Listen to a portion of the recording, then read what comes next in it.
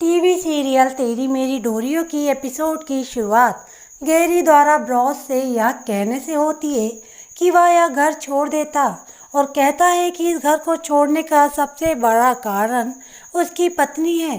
Gary ने सीरत पर टिप्पणी की। जसलीन गैरी को घर छोड़ने से रोकने की कोशिश करती है। गैरी जसलीन की बात नहीं मानता और कहता है कि वह यहाँ नहीं रहेगा। गैरी बरार हवेली छोड़ देता है। सीरत रोने लगती है। साहिबा सीरत को सांत्वना देती है।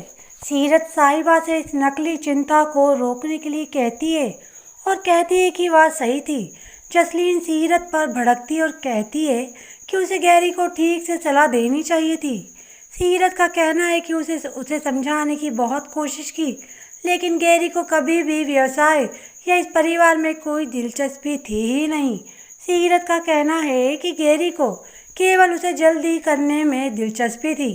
सीरत का कहना है कि उसने ब्रेस से छुपाया कि गैरी ने उसे कैसे प्रताड़ित किया। हंसराज बरार से पूछता है कि सीरत के बारे में क्या है, क्योंकि उसका पति पहले ही घर छोड़ चुका है। अंगद हंसराज से कहता है कि उन्हें गैरी की गलती के लिए सीरत को दंडित नहीं करना चाहिए। अंगद सीरत को दिए गए वचन की याद दिलाता है और कहता है कि वह हमेशा उसकी रक्षा करेगा। सीरत अंगद का हाथ पकड़ लेती है। जसलीन व्यंग्यात्मक रूप से बरार की प्रशंसा करती है, क्योंकि वे सीरत का दर्द देख सकते हैं लेकिन उसका नहीं। अंगद जसलीन से कहते हैं कि उसका दर्द सीरत के दर्द से भी ज़्यादा है। जसलीन गैरी के घर छोड़ने के लिए अंगद और साहिबा को जिम्मेदार ठहराती है। अंगद जसलीन को गैरी की याद दिलाता है और वह यह भी कहता है कि साहिबा गैरी को हत्या के प्रयास के आरोप में जेल भेज सकती थी, क्योंकि गैरी ने उसे गोल्फ स्टिक से मारने की कोशिश की थी। जसलीन वहां से चली जाती है।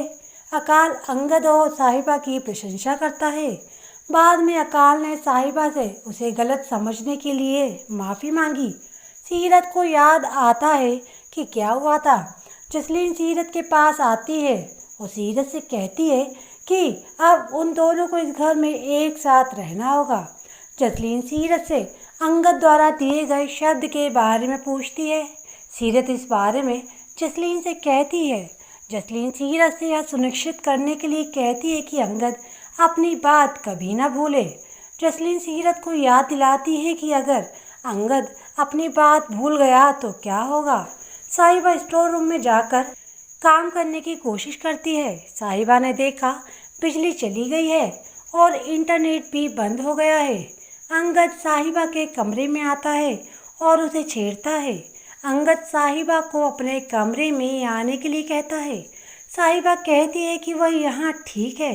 अंगद का कहना है कि इसीलिए उन्होंने इंटरनेट और बिजली बंद कर दी है।